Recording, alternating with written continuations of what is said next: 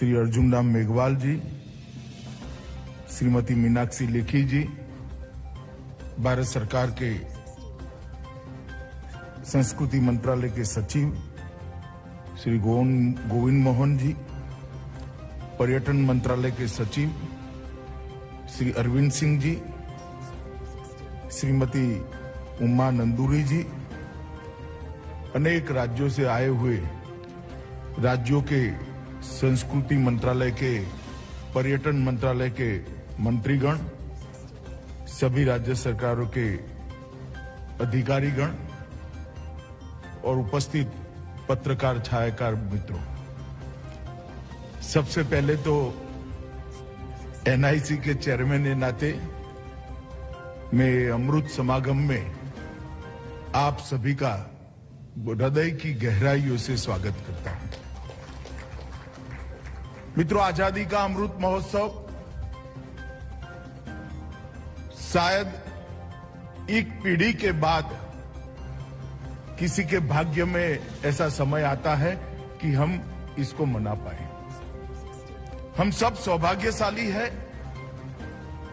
कि आज आजादी के अमृत महोत्सव के वर्ष में हम पर ऐसा कोई न कोई दायित्व है किससे जुड़ने का सौभाग्य हम सबको मिला है। आजादी के 75 साल एक मानो में ढेर सारी उपलब्धियों के साल हैं। एक मानो में आजादी से लेकर अब तक भारत को विश्व के मंच पर प्रथम पंक्ति में बैठाने में हम सफल हुए हैं। हमारी लोकतंत्र की जड़ों को गहरी पाताल तक गहरी करने में भी हम सफल हुए हैं। विकास के सभी क्षेत्रों में कई कीर्तिमान हम सबने संयुक्त पुरुषार्थ से रचे हैं और साथ साथ हमारी संस्कृति और हमारे इतिहास को भी संरक्षित और संवर्धित रखने में हमने सफलता प्राप्त की है। और आजादी का अमृत महोत्सव जब आया तब देश के प्रधानमंत्री जी ने देश के सामने कल्पना रखी थी कि आजादी का अमृत महोत्सव मनाना चाहिए और आजादी के अमृत महोत्सव में एक बहुउद्देशित अमृत महोत्सव होना चाहिए। आजादी के अमृत महोत्सव के माध्यम से हमारी नई पीढ़ी को आजादी प्राप्त करने के लिए उस वक्त जो आजादी की जंग लड़े 1857 से लेकर 1947 तक, इतनी बड़ी 90 साल की जंग जो लोग लड़े उनका महिमा मंडन होना चाहिए। नई पीढ़ी को इनके बलिदान, त्याग, तपश्चर्या इसकी जानकारी मिलनी चाहिए और नई पीढ़ी वो देशभक्ति के जज्बे से तरबरोर होनी चाहिए। इसके साथ साथ आजादी के अमृत महोत्सव से लेकर आजादी के शताब्दी तक ये जो 25 वर्ष का कालखंड है उसको प्रधानमंत्री जी ने आजादी के अमृत काल के रूप में मनाने का एक फैसला लिया है।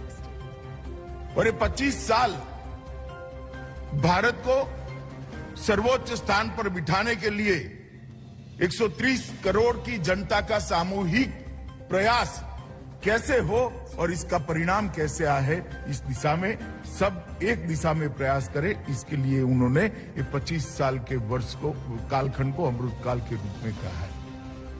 इसके साथ ही आजादी के अमृत महोत्सव के वर्ष को उन्होंने संकल्प वर्ष के रूप में भी मनाने का निर्णय किया है और हम सबका आह्वान किया है, पूरी देश की जनता का आह्वान किया है कि आजादी के अमृत महोत्सव के वर्ष में हम व्यक्तिगत रूप से भी कोई न कोई संकल्प ले जो भारत को आगे बढ़ाए। हम सरकार की छोटी सी छोटी इकाई ग्राम पंचायत से लेकर देश की पार्लियामेंट तक हर संस्था एक संकल्प ले जो भारत को आगे बढ़ाए। सरकार के हर विभाग अपने लक्ष्य तय करे, संकल्प ले और जो देश को आगे बढ़ाए। मित्रों, ये संकल्प लेने का वर्ष है और ये 25 साल का अमृतकाल संकल्प को सिद्ध करने का समय है। और जब आजादी की शताब्दी होगी तब ये करोड़ों संकल्पों का संपुट देश को महान बनाएगा।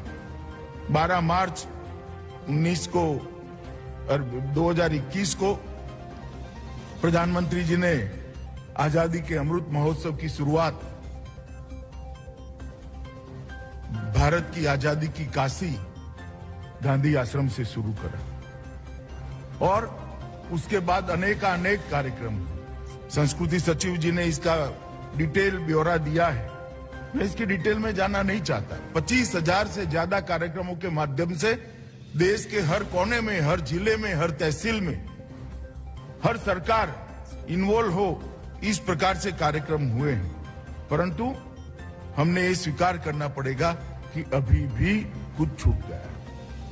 कठिन समय आया है बीच में, कोरोना का कालखंड, इसकी दूसरी लहर, तीसरी लहर, ये सभी इसी कालखंड में है। इसके कारण कार्यक्रमों को हाइब्रिड मोड में करना पड़ा, ऑनलाइन भी करना पड़ा और जनता की भागीदारी जितनी मात्रा में होनी चाहिए इतनी नहीं हुई। मगर अब जब देश कोरोना के कालखंड से बाहर निकल रहा है, कोरोना की गिरफ्त से बाहर निकल रहा है, उस वक्त बाकी का बचा हुआ समय जन भागीदारी के साथ आजादी का अमृत महोत्सव हम मनाएं, इसके लिए ये सम्मेलन आज आहूत किया है।